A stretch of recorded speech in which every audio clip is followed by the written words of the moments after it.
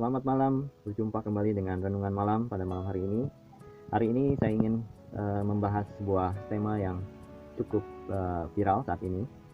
Ada seorang hamba Tuhan yang berpendapat bahwa ketika orang yang percaya mati, maka ia akan ke surga, dan dia menafsirkan bahwa surga yang dimaksud adalah surga yang kondisinya sama dengan bumi. Jadi keadaan surga itu sama dengan bumi yang sekarang.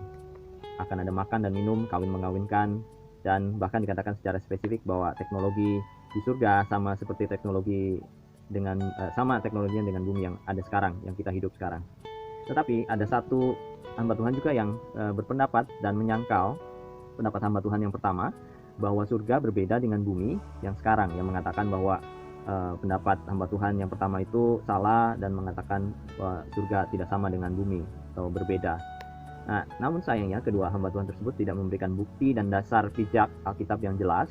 Jadi hanya sebuah pernyataan, tapi tidak memberikan sebuah bukti Alkitab yang jelas mengenai apa itu gambaran tentang surga dan bumi. Nah, saya ingin melampaui perdebatan tersebut. Saya ingin kita kembali kepada Alkitab dan apa yang Allah katakan mengenai surga dan bumi. Kita sebetulnya bisa mendapat sebuah gambaran yang jelas mengenai surga dan bumi. Dan surga dan bumi adalah dua hal yang berbeda. Alkitab menggambarkan bahwa bumi itu di bawah dan surga itu di atas. Itu adalah bahasa antropomorfisme, yaitu bahasa manusia yang memudahkan untuk manusia untuk mengerti sesuatu dan mengenali sebuah perbedaan.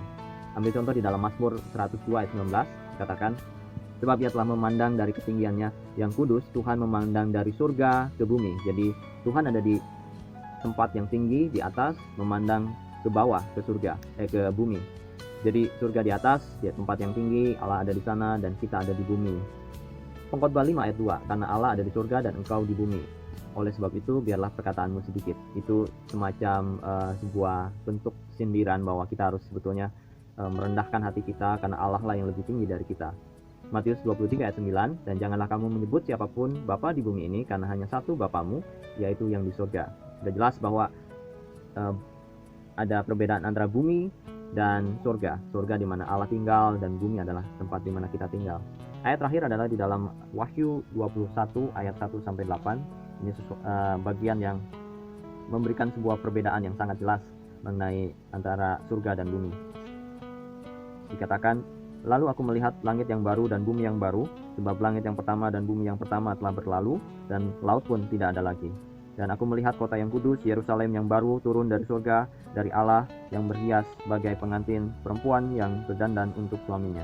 Lalu aku mendengar suara nyaring dari tahta itu berkata, lihatlah, kemah Allah ada di tengah-tengah manusia, ia akan diam bersama-sama dengan mereka akan menjadi umatnya, ia akan menjadi Allah mereka, dan ia akan menghapus segala air mata dari mata mereka, dan maut tidak akan ada lagi, tidak akan ada lagi perkabungan atau ratap tangis, duka cita, sebab segala sesuatu yang lama itu telah berlalu.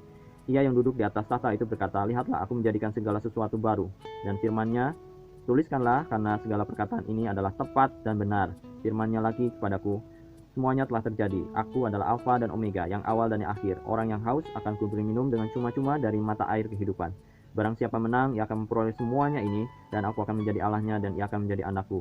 Tapi orang-orang penakut, orang-orang yang tidak percaya, orang-orang keji, orang-orang pembunuh, orang-orang sundal, tukang-tukang sihir, penyembah-penyembah berhala, dan semua pendusta, mereka akan mendapat bagian di dalam lautan yang menyala-nyala oleh api dan belerang. Inilah kematian yang kedua. Sudah jelas di situ ada perbedaan yang cukup signifikan. Bahkan ketika dikatakan bahwa ada langit dan bumi yang baru, Alkitab menjelaskan bahwa menyebutkan itu adalah semacam kontras dengan bumi yang lama dan langit yang lama. Jadi itu pun memberikan sebuah gambaran, sebuah perubahan atau perbedaan yang sangat kontras. Bahkan ketika kita membaca di ayat yang keempat, itu jelas sekali perbedaannya. Tidak ada air mata, tidak ada perkabungan, tidak ada ratap tangis, duka cita, dan semua yang lama akan segera berlalu.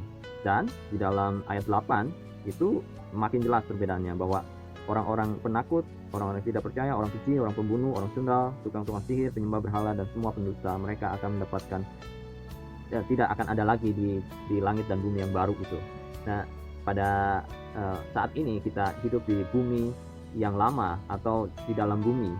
Kita masih hidup bersama-sama dengan orang-orang penakut, penyembah berhala, orang-orang sundal, dan kita diminta oleh Tuhan untuk bersaksi kepada mereka dan memberitakan Injil. Tetapi suatu saat nanti ketika kita berada di surga, orang-orang yang menolak Allah, orang-orang yang tidak percaya, mereka tidak akan ada lagi bersama-sama dengan kita. Itu sebuah perbedaan yang sangat jelas di dalam bagian yang kita baca ini di dalam Wahyu. Jadi ini kesimpulannya, marilah kita kembali menjadi the people of the book, bukan the people of a book. Jadi menjadi umat Allah yang kembali kepada Alkitab, bukan kembali ke sebuah buku teologis, kembali pada buku pedoman hidup atau pendapat manusia. Bukan hanya sekedar memberikan sebuah opini mengenai pengajaran yang tidak seperti yang sebenarnya dikatakan oleh Alkitab. Dan marilah kita juga merenungkan bahwa bagi kita yang percaya di dalam Kristus, kita memiliki pengharapan bahwa kita akan mengalami surga yang berbeda dengan bumi di mana kita hidup. Kita akan mengalami penghiburan yang sejati untuk jiwa dan tubuh kekal yang akan kita miliki di dalam Kristus ketika kita berada di dalam kerajaan surga. Ketika kita berada di dalam surga, jika surga sama seperti di bumi, kita tidak memiliki pengharapan apapun, karena apa yang kita bisa harapkan di bumi, pengharapan di bumi hanya sebatas sebatas dengan usia kita. Kita akan mati dan kemudian kita akan hidup di surga. Dan itulah pengharapan yang sejati, bahwa Allah telah menjanjikan sebuah tempat yang indah, yang dimana Allah ada bersama-sama dengan kita dan tidak ada ratap tangis dan air mata dan semua yang ada di bumi ini menjadi sesuatu yang fana, yang sia-sia. Nah, saudara, selama kita hidup di dunia ini, mari kita kembali untuk pada firman Tuhan, belajar apa yang dikatakan oleh firman Tuhan, dan biarlah itu menjadi dasar untuk hidup kita. Amin. Tuhan Yesus memberkati.